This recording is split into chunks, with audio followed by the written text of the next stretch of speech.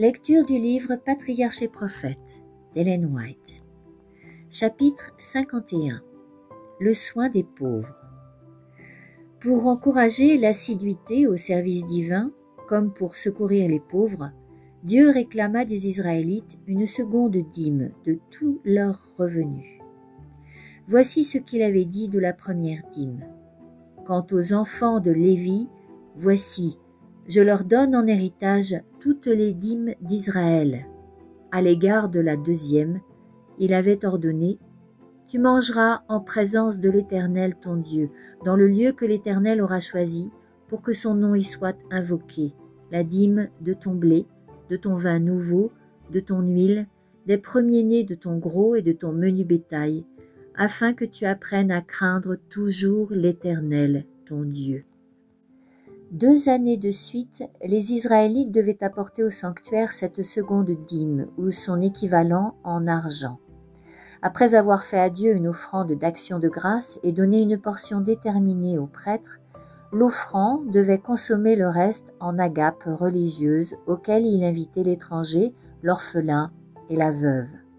Cette ordonnance permettait à l'Israélite, à l'époque des fêtes annuelles, non seulement d'offrir au Seigneur des dons reconnaissants, mais aussi d'inviter à des repas fraternels les prêtres et les Lévites qui, mis ainsi en contact avec le peuple, avaient l'occasion de l'encourager et de l'instruire dans le service divin. Chaque 3e année, en échange, cette deuxième dîme devait être utilisée pour recevoir sous son toit le Lévite et le pauvre. Tu la donneras, ordonnait la loi, aux Lévites et à l'étranger, à l'orphelin et à la veuve, afin qu'ils aient à manger dans tes villes et qu'ils soient rassasiés. Cette dîme constituait ainsi un fonds destiné à des buts charitables et hospitaliers. D'autres dispositions encore étaient prises pour les pauvres. Les droits de Dieu mis à part, ce qui frappe dans les lois données par Moïse, c'est l'esprit de libéralité, de compassion et d'hospitalité qui caractérise les recommandations relatives aux pauvres.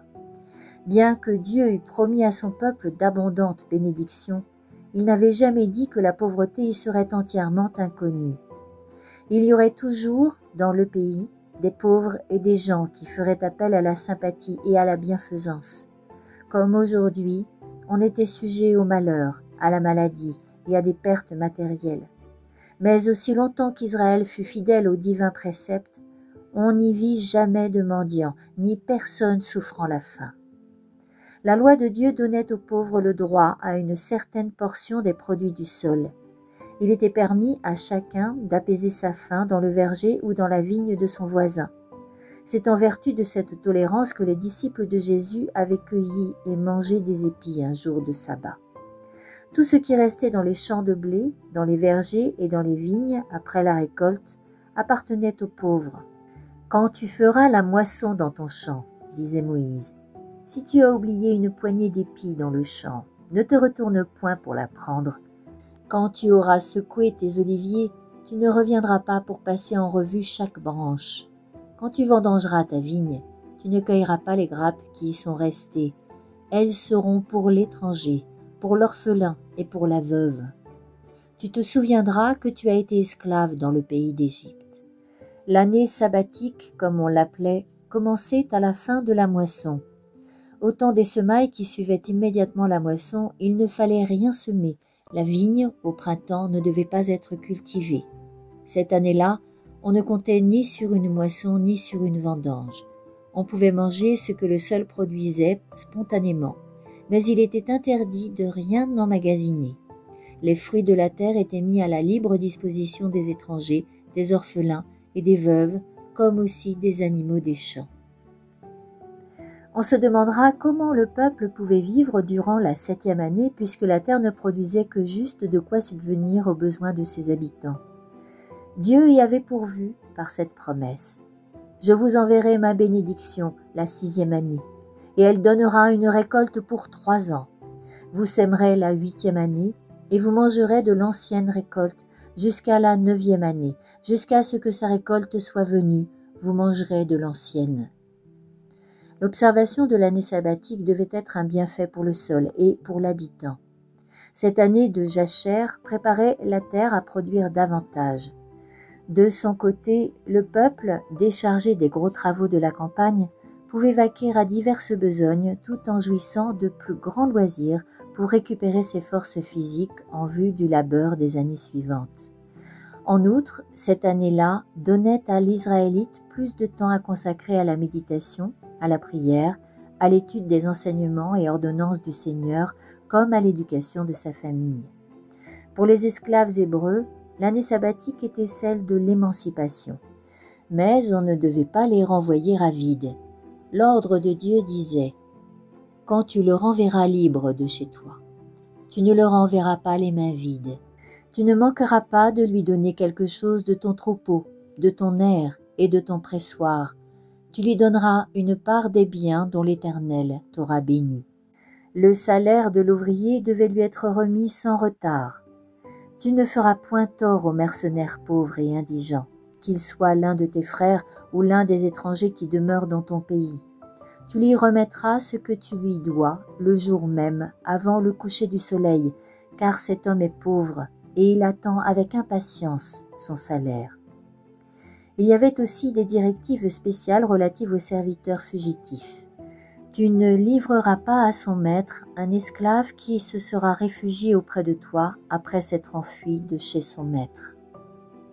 Il demeurera avec toi au milieu de ton pays, dans le lieu qu'il choisira, dans celle de tes villes où il se trouvera bien. Tu ne le molesteras point. Au débiteur, la 7e année apportait l'affranchissement de ses dettes. Les Hébreux devaient en tout temps donner assistance à leurs frères nécessiteux et leur prêter de l'argent sans intérêt. Prêter à intérêt à un malheureux était expressément défendu. Si ton frère qui est près de toi devient pauvre et que sa main s'affaiblisse, tu le soutiendras, quand même il serait un étranger ou un hôte, afin qu'il vive auprès de toi. Tu ne tireras de lui ni intérêt ni profit, mais tu craindras ton Dieu, et ton frère vivra auprès de toi. Tu ne lui prêteras point ton argent à intérêt, et tu ne lui donneras point de tes vivres pour en tirer un profit. Si la dette restait impayée jusqu'à l'année du relâche, elle était alors annulée. L'approche de cette année pouvait avoir pour effet de ralentir la générosité envers les indigents. Mais les Israélites étaient tout particulièrement mis en garde contre cette tentation. À témoin, les avertissements suivants. S'il y a chez toi l'un de tes frères qui soit pauvre, tu n'endurciras point ton cœur, et tu ne fermeras point ta main à ton frère pauvre. Prends garde à toi, de peur qu'il n'y ait une pensée mauvaise dans ton cœur, et que tu ne dises « La 7e année, l'année de rémission approche ». Prends garde de considérer sans pitié ton frère pauvre, et ne refuse pas de le secourir, car il crierait contre toi vers l'Éternel, et tu te rendrais coupable d'un péché. Il y aura toujours des pauvres dans le pays. C'est pourquoi je te donne ce commandement. Ouvre ta main à ton frère, à l'indigent et au pauvre qui sera dans ton pays. Tu lui prêteras ce dont il aura besoin, selon son indigence. Nul n'avait lieu de craindre que sa libéralité pût l'exposer à tomber dans le besoin. Au contraire, l'obéissance au commandement de Dieu était le plus sûr chemin de la prospérité. Tu prêteras à beaucoup de nations, disait l'Éternel, et tu n'emprunteras point toi-même. Tu domineras sur beaucoup de nations, et elles ne domineront pas sur toi. Après 7 années sabbatiques, 7 fois 7 ans, soit une période de 49 ans, disait l'Éternel, vous ferez sonner la trompette dans tout votre pays. Vous sanctifierez la 5e année, et vous publierez la liberté dans le pays pour tous ses habitants. Ce sera pour vous le jubilé. Chacun de vous rentrera dans sa propriété, et chacun retournera dans sa famille. C'était le 10e jour du 7e mois, le jour des expiations, que l'on faisait retentir le son de la trompette du jubilé à travers le pays. Tous les enfants de Jacob étaient alors appelés à saluer l'année de rémission. Et on l'a saluée en effet avec d'autant plus d'allégresse qu'elle commençait à partir du grand jour des expiations, où se faisait la propitiation de tous les péchés d'Israël.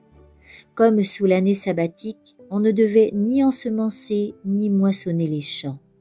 Tout ce qu'ils produisaient était considéré comme appartenant aux indigents. Au jubilé, certaines catégories d'esclaves hébreux, tous ceux qui n'avaient pas été émancipés l'année sabbatique, étaient mis en liberté. Ce qui caractérisait surtout l'année du jubilé, c'était le retour de tous les biens immobiliers à la famille du premier possesseur. Selon les directives divines, le pays avait été partagé en lots. La répartition faite, il était possiblement défendu d'y rien changer. On ne pouvait vendre sa terre que si l'on y était contraint par la pauvreté. Au cas où le possesseur d'un lot vendu ou ses parents désiraient le racheter, l'acquéreur n'avait pas le droit d'en refuser la vente. De toute façon, l'année du jubilé, la terre revenait automatiquement à son premier propriétaire ou à son héritier. « La terre ne sera point vendue à perpétuité, disait l'Éternel, car la terre est à moi, et vous êtes chez moi comme des étrangers et des gens en séjour. » Il s'agissait de faire comprendre à Israël, d'une part, que le pays qui lui était confié pendant un certain temps était la propriété légitime de Dieu, et d'autre part, que ses occupants étaient tenus d'avoir des égards tout particuliers pour les indigents, ces derniers ayant, autant que les plus fortunés, le droit d'y occuper leur place. Tels étaient les règlements établis par un Créateur miséricordieux pour diminuer la souffrance, projeter quelques rayons de soleil dans la vie des déshérités et des malheureux, comme aussi de faire briller dans les cœurs l'étoile de l'espérance. Le Seigneur désirait aussi élever une bannière contre l'amour insatiable des richesses et combattre le fléau qui résulte de l'accroissement continuel de la fortune dans certaines classes de la société, à savoir l'aggravation de la misère chez les autres. En effet, sans frein, la puissance des riches aboutit au monopole, et les pauvres, tout aussi estimables aux yeux du Seigneur, sont considérés et traités par leurs frères plus favorisés comme une race inférieure. Cette oppression suscite des sentiments de colère et de haine chez les indigents, en proie au découragement et au désespoir, et se traduisent par des conflits meurtriers, désorganisateurs et destructeurs de l'ordre civil. Or, les lois établies par Dieu en Israël avaient pour but de préserver l'égalité sociale. L'année sabbatique et le jubilé, celui de rétablir et de reconstituer ce qui, dans l'intervalle, s'était désaxé dans l'économie sociale et politique de la nation. Il s'agissait là du bien des riches tout autant que de celui des pauvres. Il fallait réprimer la cupidité et l'ambition en cultivant de nobles sentiments de bienfaisance. L'encouragement à la bienveillance et à la confiance entre toutes les classes de la société ne pouvait que consolider l'ordre social et assurer la stabilité de l'État. Membres d'une même humanité, mailles d'un vaste filet, nous sommes tous liés les uns aux autres. Ce qui contribue au bonheur et au relèvement du prochain a sur nous une répercussion bienfaisante. La loi de l'interdépendance embrase toutes les classes de la société. Les pauvres ne dépendent pas plus des riches que ceux-ci ne dépendent des pauvres. Si ces derniers réclament une part des bienfaits du ciel à leurs voisins plus favorisés, ceux-ci ont besoin du labeur fidèle, du service intelligent et des bras vigoureux qui constituent le capital du pauvre. À condition d'obéir à ces préceptes, Dieu avait promis à Israël les bénédictions suivantes. « Je vous enverrai les pluies en leur saison. La terre donnera ses produits, et les arbres des champs porteront leurs fruits. Le battage des blés se prolongera chez vous jusqu'à la vendange, et la vendange jusqu'aux semailles. Vous mangerez votre pain à satiété, et vous habiterez en sécurité dans votre pays. Je ferai régner la paix dans le pays, et votre repos ne sera point troublé. Je ferai disparaître du pays les animaux malfaisants, et l'épée ne passera point par votre territoire. Je marcherai au milieu de vous, je serai votre Dieu, et vous serez mon peuple. Mais si vous ne m'écoutez pas, et si vous ne mettez pas en pratique tous ces commandements, et que vous rompiez mon alliance, vous sèmerez en vain votre semence, vos ennemis la mangeront. Je tournerai ma face contre vous, vous serez vaincus par vos ennemis. Ceux qui vous haïssent domineront sur vous, et vous fuirez sans que personne vous poursuive. » Bien des gens préconisent avec enthousiasme l'idée d'une répartition égale des biens temporels. Ce système n'entre pas dans les vues du Créateur.